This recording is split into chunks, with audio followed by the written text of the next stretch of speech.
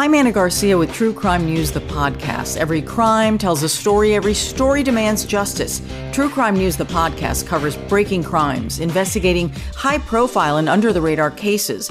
Every week, we dive beyond the headlines, exploring the effects of violent crimes on victims and search for justice. We hope you join us as your weekly source for true crime news. Listen to and follow True Crime News, the podcast, on the free Odyssey app or wherever you get your podcasts.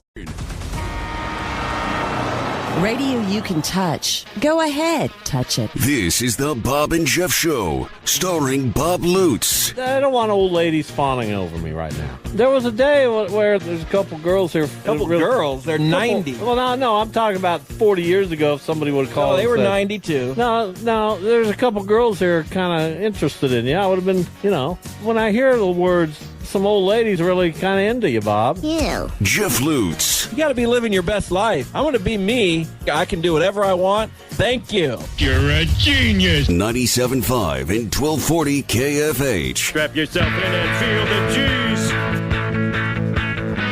Good afternoon, everyone. Welcome a Monday edition, the Bob and Jeff Show here on KFH Radio. As we start a new week, Bob Lutz, Jeff Lutz with you as your co-host. Max Power produces, engineers the show, 869-1240. That's the number to call, the IHOP hotline. Let's start with Duda having just an unbelievably good week of picks. Is that what happened? You had a good week, too. I had a so-so week. Anthony had a good... Everybody had a decent week, but Duda just blew the field apart. Well, I hate to hear that. What'd he do, 8-0? He got 6-2, but he got his bonus game and a total of 40 points. Goodness gracious. Went zooming by me. Remember, I'd gotten to within 1 point. Now I'm down 24. I don't know what to tell you. You got within 2 points of me with a good week, 32 points. Getting your bonus game right. I hate that Duda and I think the same on the bonus game. We never have a difference of opinion on the bonus game, which is a big problem. It was a close game. I mean, bonus-wise, it was very close. Could have gone either way. Yeah, but it wasn't a 10-point. You just got lucky. No, but as I told you, you guys on don't Friday, I was 100% sure. I rarely have that feeling how'd you feel about that when Texas had the ball and a chance to win it? Well, they would have won by 3, and Georgia would have covered. How'd you feel about it in regulation? Fine. Really? Yeah. Good. Felt great glad about to hear it. And I got 10 points out of it. How many did you get? I lost, let's see here. I lost 5. Interesting. I didn't go crazy on it. Yeah, but I lost 5. Not happy about it.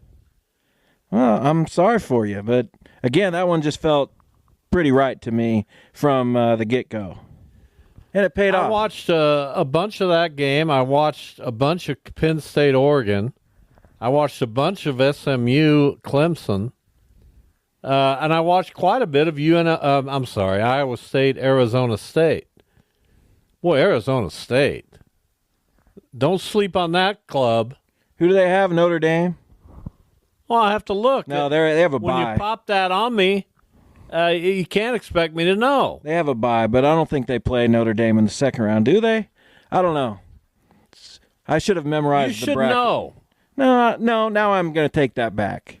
Because you sound uneducated and ill-informed. Yeah, I don't care. When you don't know things. Do you know?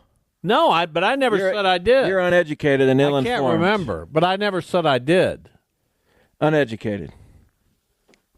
On that, I am. If yeah, I watched. We're going to throw ad hominem attacks around. I watched the selection show yesterday, but I can't remember. I didn't watch a second of college football this weekend, but I did watch a lot of basketball. So there is that. You're trying to. I'm so over college football. I just don't care. I just don't care that SMU gets to play another game. I just don't care that Clemson is still around. I just don't care. That's where you are. Absolutely. Indiana, Notre Dame. These are all the weekend of the 20th and 21st. That's the Friday night game. And then you got SMU, Penn State, Clemson, Texas, Tennessee, Ohio State. I'll watch most of that. I'm glad for you. If you get entertainment. Well, I'm a Heisman voter, so that's what I do. I watch. Isn't the Heisman vote? Yeah, I voted yesterday. Already due? I voted yesterday. And? Nothing. You don't need to know anything. You don't want to tell us who you voted for? I'm not one of those people. You're not telling me. You're telling our listeners. So you're doing a disservice to our audience when you neglect to inform them. I'm not one of those people. One of what people? That spill my guts on who I vote for. I don't care about your guts. It's my business. I don't care about your guts. It's only my business. Don't care about your guts. You can, what do you think of that? You can either tell us or not. I'm not telling you. There. It's not some big confession. Oh, you'll try to pull it out of me. We're not pulling the... You're curious. No, I don't care. I won't even tell you off the air. Okay. You voted for Genty, and that's obvious, so I know you... You don't have a clue who I voted for. Yeah, I just told you who you voted for. It's easy to figure you out. Well, that's not who I voted for. You're lying to me. No, I'm not. I don't believe you. Well, I don't care what you believe. You're all about the story and this guy, Boise State. I know you. Well, I didn't vote for him. Who'd you vote for then? I'm not telling you. Yeah, exactly. So the One only that's off the radar. Really? Why? Well, because I think he's a great player. There's only 2 candidates for the award. Well, what if I voted for Devin Neal of Kansas? Then you wasted your vote. What if I think he's the best player? I guess. If they really believe that, I go for it. Seems like a little bit of a territorial type pick, a little homerish. Some would argue. There's a little bit of that to it, but listen, I thought the guy was fantastic. Well, for a team that finished 5-7, I think the best player would carry you a little farther than that. We'll see how many votes he gets. He won't be a finalist. Well, I didn't say he would be. And nor did I ever really admit that I voted for him. I said, what if I did? Well, I know who you voted for. And what if I did? That's your vote. If I did, I'm proud of it. Whoever I vote for, I can make a case for. And who was that person? What if it's Devin Neal? Juan Soto to the Mets. 15 years, $765 million. I was thinking about this. You know, we get up in arms. I kind of got up in arms on a Facebook post, calling it insane. But it's only insane to those of us who can't relate. It's not insane to Steve Cohen, the owner of the Mets. Of course not. Who has all the money in the world. Could buy another guy for just that amount of money. The more billionaires we have in this country, the more you're going to see things like this. This is a good time to be a professional athlete. Especially in a sport with no salary cap. Right. But you're going to see these billionaire owners. They got more money than they even... I mean, it's ridiculous how much money they have. And for him to spend $765 million of the $50 billion he owns or has or is worth... it's a drop in the bucket. 15 years means nothing to him. No, it's nothing. It is nothing. Forget that it's $315,000 per game. We can't wrap our heads around that. That number is completely impossible to comprehend. No, we'll never see any kind of money like that. Even you. Per game. I understand. Can you imagine? Yeah, it's a lot of money. He could play 10 games over the next 15 years. This is speaking to the numbers. Not really a possibility, but a hypothetical. 10 games over the next 15 years and be set for life. 90 innings. He could play 0 games, and he's already guaranteed the money. So 10 games, he could potentially have, 40 at-bats and be set for life. If the contract worked that way, yes. Now the question becomes, do these athletes, we don't know how Juan Soto is, what he thinks or how he's made. We certainly think that he'll continue to aspire to be one of the greats to ever play and at least one of the great hitters to ever play. That would be our guess.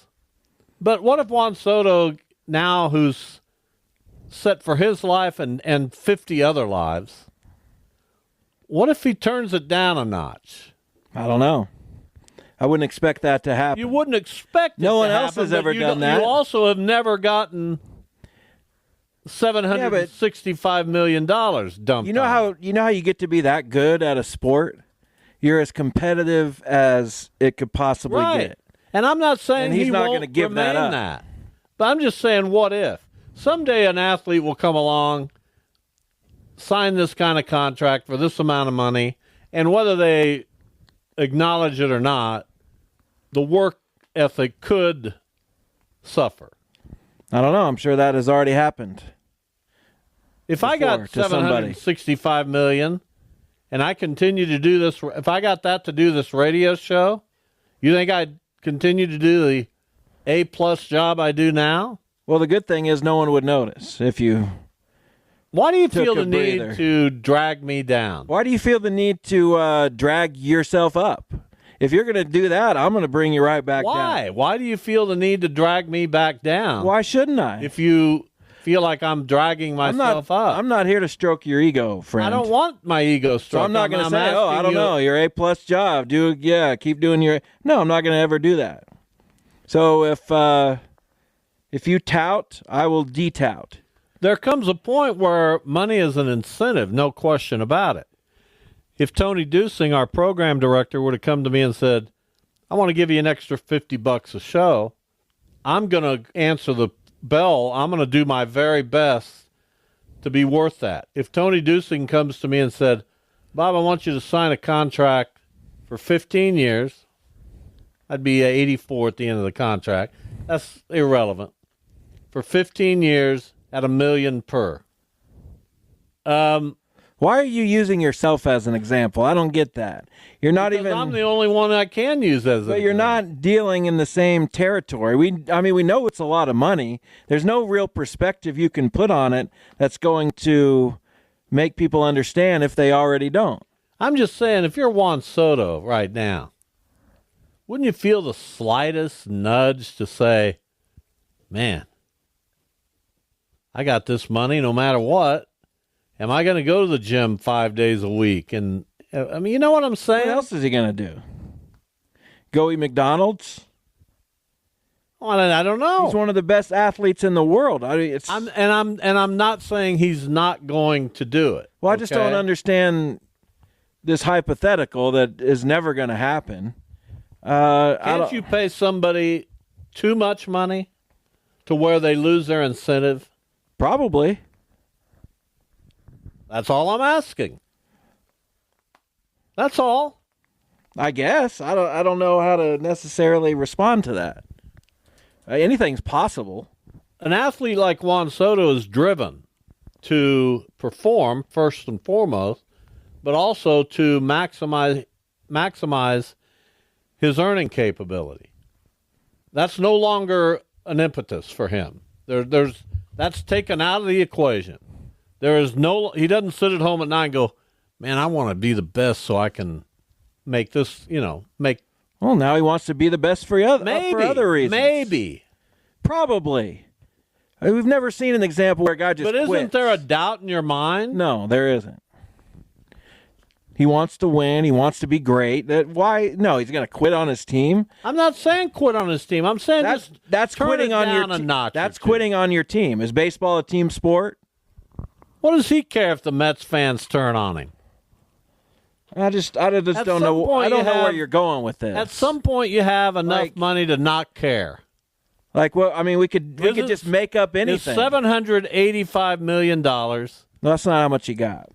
65, $51 million a year. Plus, he's got a 5-year opt-out that if he doesn't take the opt-out, the Mets then owe him another $40 million. So the contract could be for $805 million.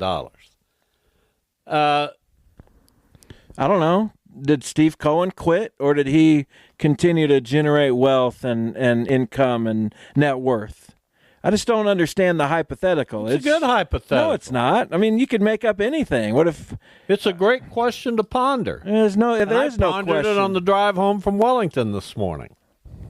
And if I had a decent co-host who wasn't just looking to mock and diminish everything I said, this doesn't make any sense. Then we could have a decent discussion about it.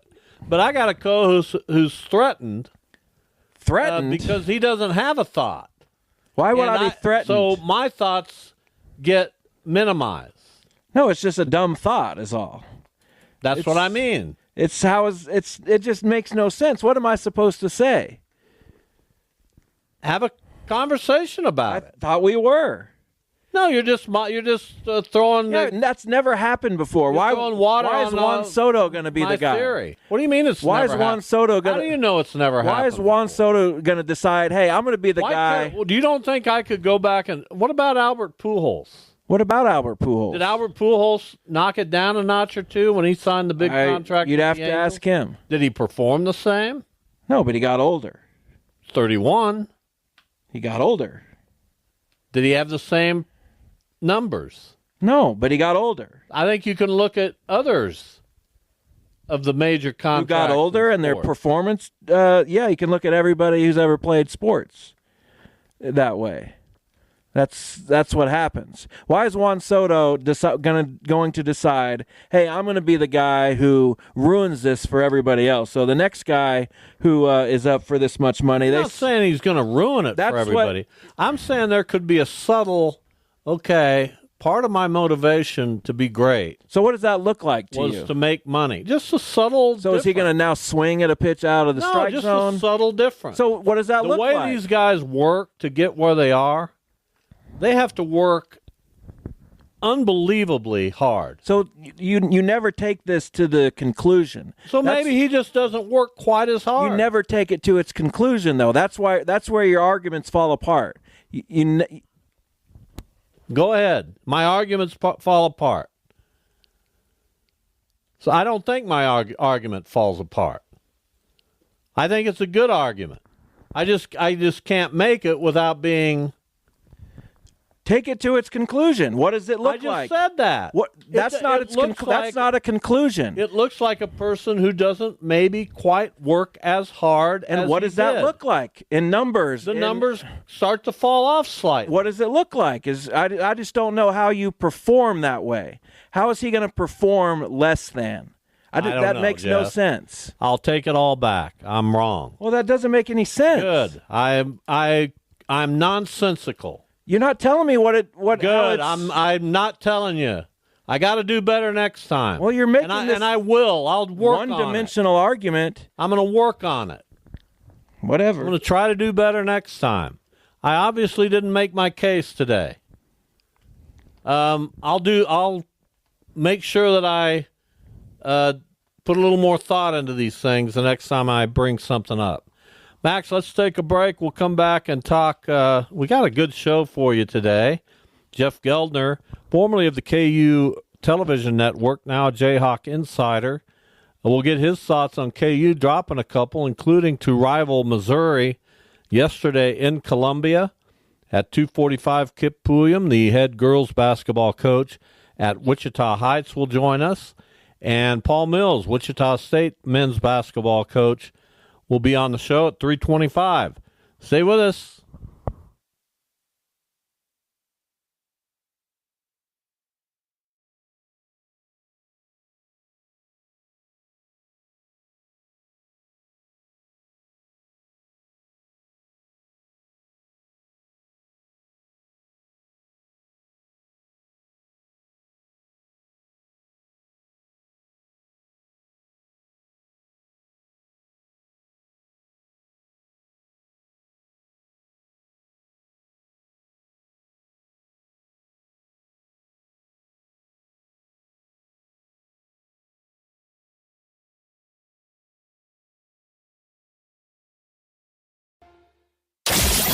This is the Bob and Jeff Show. Here's Jeff Guelder, our KU insider, former Jayhawk, member of the 1988 National Championship team.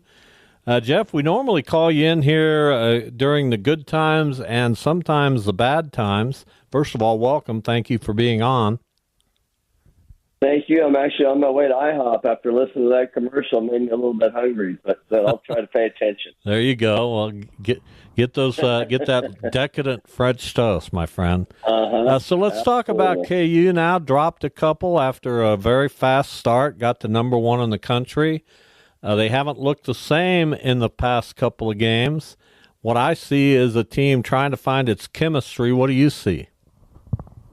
Yeah, I think that's a fair way of putting it. Maybe a little bit overly simplistic because you've got new guys that are trying to figure out how to assimilate themselves to roles. You know, you've got Stores and Griffin and Mayo and even Coit that are used to being the man on a team and being able to play 25, 30 minutes and play through their mistakes. And now they're having to, you know, pick it up a little bit faster, and they're not being allowed to do that. And that's a challenge. But with Bill Self at the helm, I think that they'll figure it out. But absolutely, when things aren't going well for your core group, you need other people to pick up the pieces. And this past week, that did not happen. How much of a formula for having success against KU did Creighton kind of give us? It wasn't necessarily the same against Missouri. Dickinson had some big shots, but he still didn't take over the game like he's able to. Is kind of focusing on him and letting others, quote unquote, try to beat you. Is that a formula that can work against KU, or ultimately do you think they'll figure that out and adjust? Well, yeah, I do think they'll figure it out. Can it work? Yes. I believe it worked a lot last year. You saw, especially when McCullough was out injured, but even when he was playing, you know, the fact of the matter is, you can say what you want, but Juan and KJ are great players. They're great Jayhawks, but what they aren't are great. They're not great shooters. And you have to start, when you go into a game, you game plan about who you're going to play, what you're going to try to take away, and sometimes that is letting the team have some things, and they're letting KJ shoot, they're letting Juan shoot, which means they're not out pressuring them, which means they're more in the lane and clogging things up in the lane. And so the way to make that, you know, or to beat that is to have guys make shots. You play faster, you know, get stops, obviously, get out on the fast break, and try to get easier baskets. And then, you know, I think Bill Self mentioned it a little bit in his presser with Missouri, is they've got to figure out ways in their rotation that they're going to play when KJ and Juan are not at their best. They have to figure out their rotations, because if you're going to have those two guys on the court with Hunter, there's a lot of clogging up in the lane, and a lot of attention can be paid to the shooters, and that makes it tough for them. But ultimately, making shots is a great remedy to things. Former KU guard Jeff Guelder is with us, a member again of the 1988 National Championship team. KU coming off back-to-back losses to Creighton and Missouri. 2 more non-conference tests before the Big 12 season arrives. So Bill Self doesn't seem like the kind of guy that laments things. But we have now NIL, transfer portal, which, you know, led to him bringing in quite a few guys out of the transfer portal to join some of the veterans that are still with Kansas. We've seen other coaches throughout college sports say, okay, I don't think I can do this anymore. Where do you think Bill Self is on this? I think right now he looks at college basketball as sort of it's kind of in flux. Whereas the Virginia coach I just drew a complete blank on, and some others have said, you know, Tony Bennett. This really isn't for me. Yeah, I think Bill, you know, it's one thing if you're Bill Self and you're essentially at the top of that pyramid. Yeah, Duke is up there, and there are some others, but in general, he's able to replenish his roster as easily as anybody does.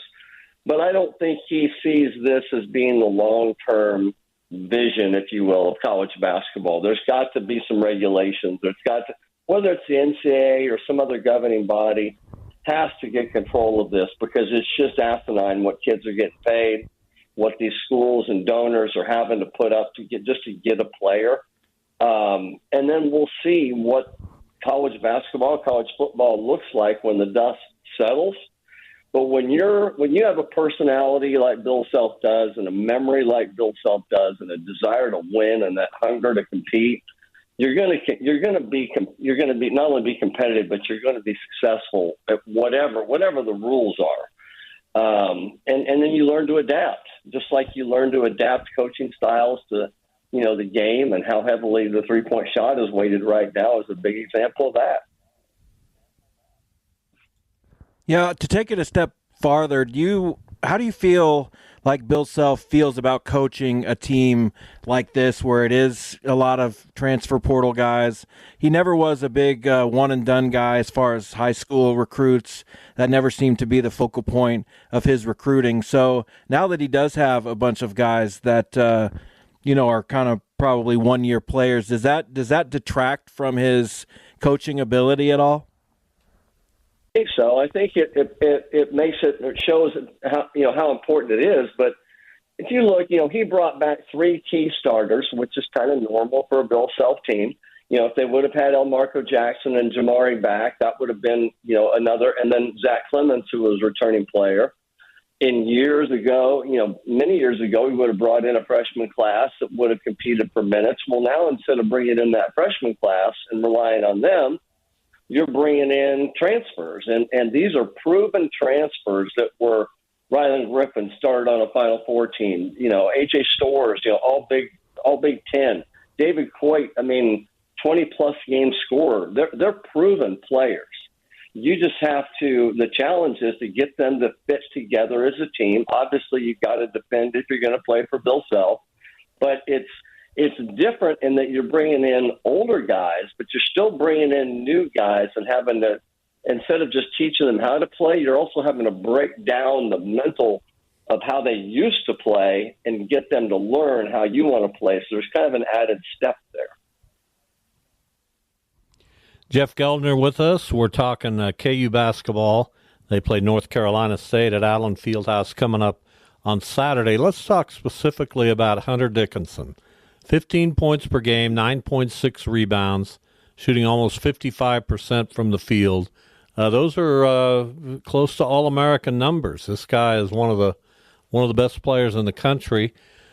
Have KU fans completely embraced him? Is there a love affair with Hunter Dickinson that he can do no wrong? And I'm judging this based on the worst possible source, and that's Twitter.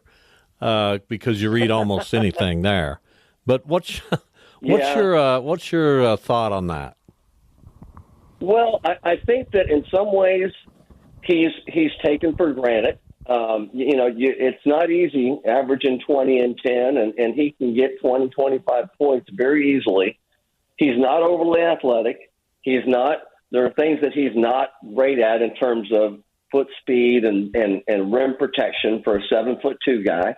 But he does things so effortlessly on the offensive end that I do think a little bit he's taken for granted. I do think that he's not necessarily, and I'm going to try to phrase this the right way, the typical KU player, in that he's very demonstrative with his hand gestures and telling somebody they're too little, or kind of draws attention to himself and makes himself the villain, kind of like a Christian Laettner used to do at Duke. And the Jayhawks or KU fans are not used to seeing that. And there's no doubt that the opposing fans cannot stand him. But I think the love affair or lack thereof with the Jayhawk fans is all going to be about production and how this team does. Well answered. So they have about 3 weeks until Big 12 play starts, but they only have 2 games between now and then. So outside of, winning those games, what should they be looking to accomplish? And obviously finals and things will kind of get in the way of the 3 weeks of practice. But what should they be looking to accomplish over the next 3 weeks? What will tell you that this team is ready for jumping into the Big 12? Well, the one thing that you can't simulate is being on the road and all the adversity and the crowd being against you and things not going your way. And we saw that this past week. So it doesn't matter how much work they put in the gym and how confident they are. Nothing's going to prepare them for going on the road. But that being said, they're going to get an opportunity to be in the gym and to figure out different ways, different schemes to be able to play different rotations based on who's playing well and who's not. I mean, it's very difficult to play Juan and KJ and Hunter all 30-plus minutes a game together unless they're playing really, really well or you've got other guys that are stepping up. And right now it's clear that Bill Self's not thrilled with what he's getting specifically from Ryland Griffin and A.J. Storr. So hopefully there's a breakthrough, if you will, as far as figuring out what he wants, and that comes on the practice floor. And hopefully these two games will be a way for them to kind of see that and see it work to where they can build on it and get ready for conference play. Final moments here with Jeff Guelder, part of our KU Insider. So we thought going into the season that the Big 12 was just going to be incredible. And it's been good, but it hasn't been incredible yet. Do you think it can get to that level? Can the Big 12 be the knockdown, drag out, every game's a buzzer beater type of conference we kind of thought it would be? Well, I think so. I think that if you look across the country, I mean, UConn goes to Maui and loses 3 games. Duke has lost multiple games. That's just when you're bringing in new guys and trying to get them to play, and then you take them, especially on a hostile environment, it's difficult to win. And Bill Self always says the league's a monster, and it is. But he also used that to reference the SEC.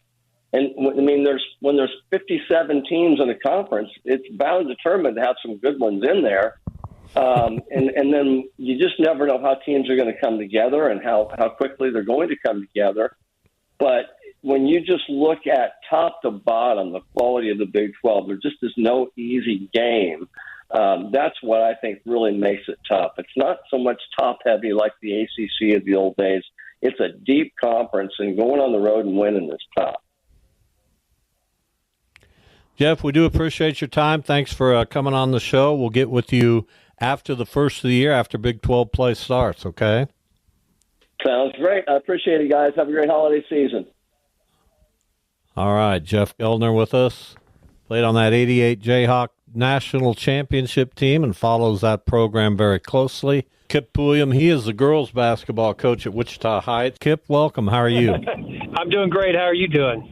Well, we're doing okay. We're happy to have you on. It's very early in the season, just one game under your belts, not a competitive game, a big, easy win over North, but we know you're highly thought of in the state this year. I think ranked in the top 3 in Class 6A.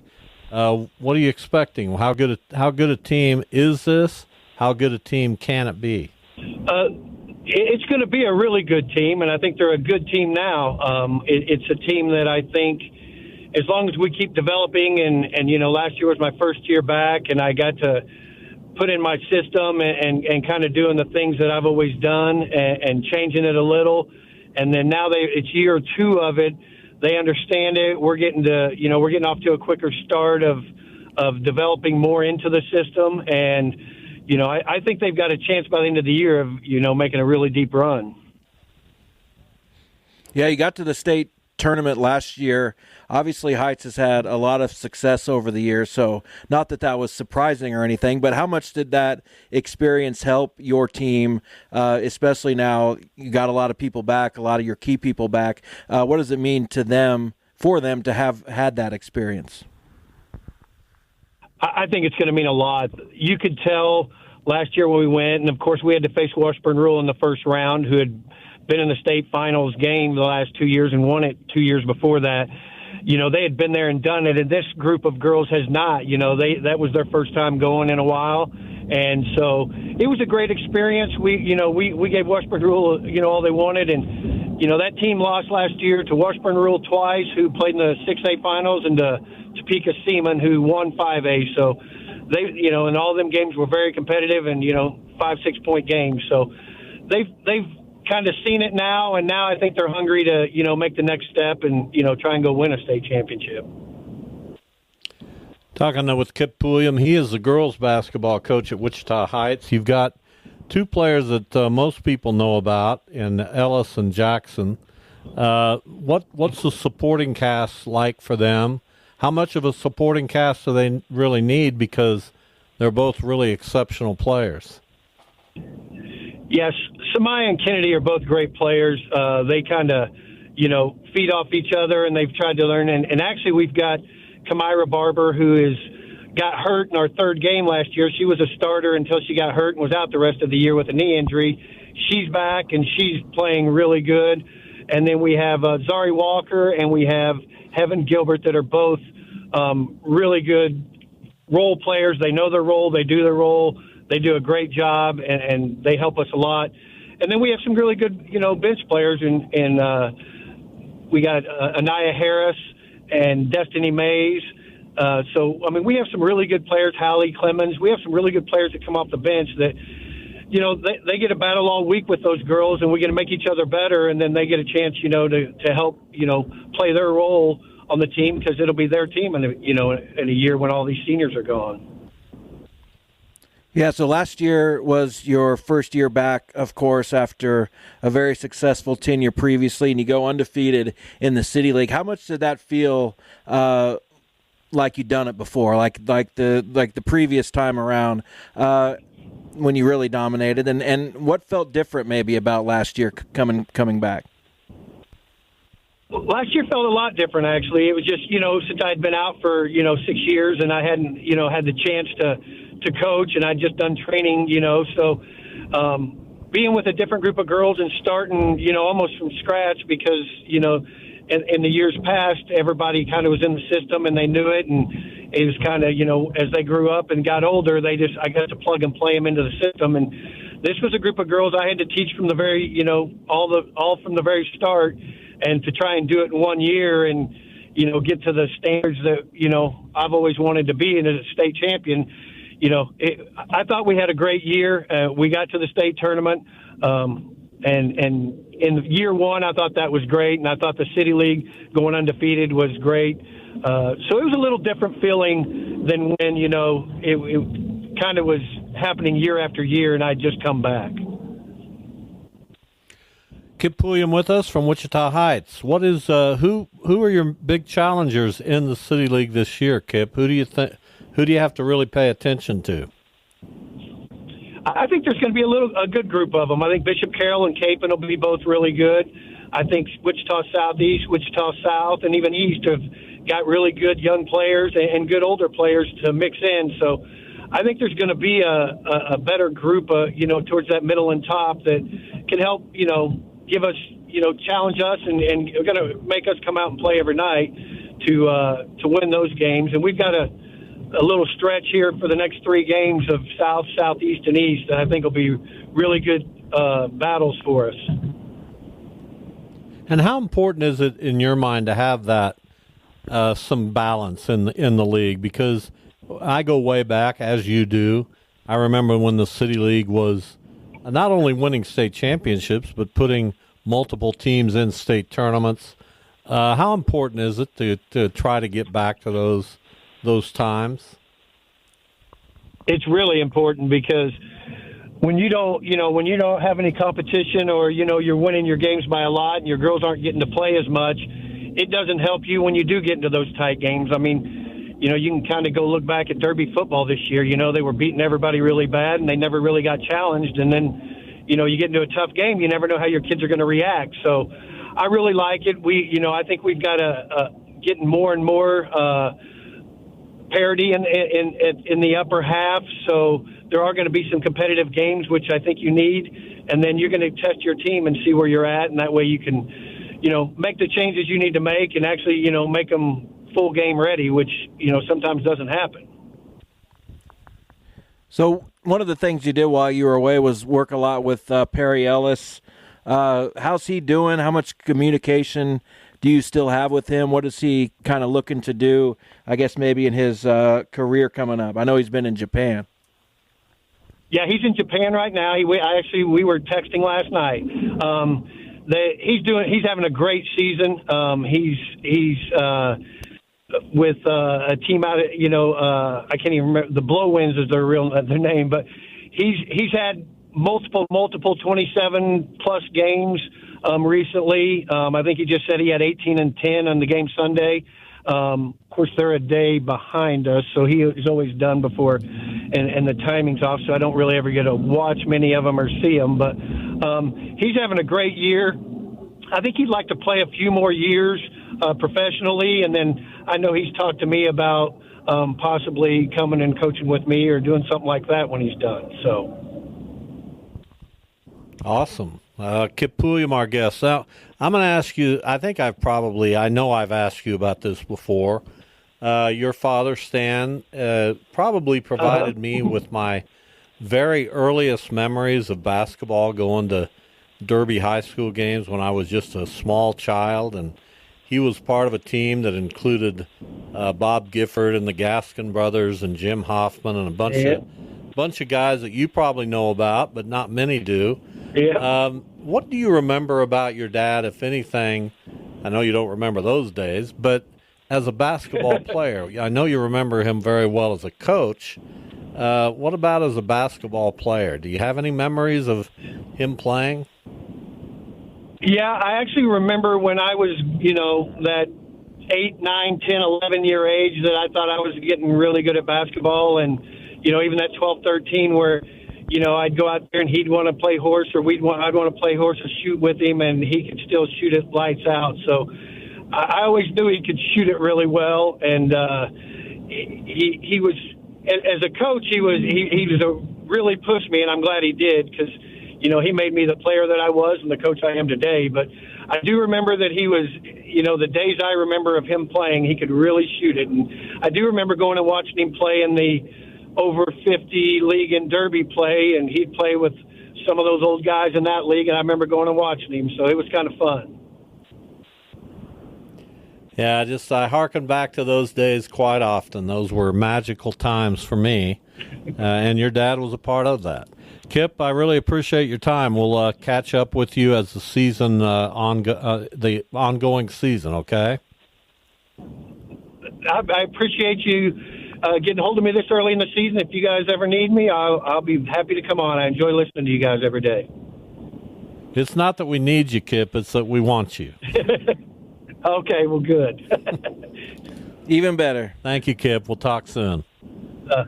Okay. Kip Pulliam, the head girls basketball coach at Wichita Heights.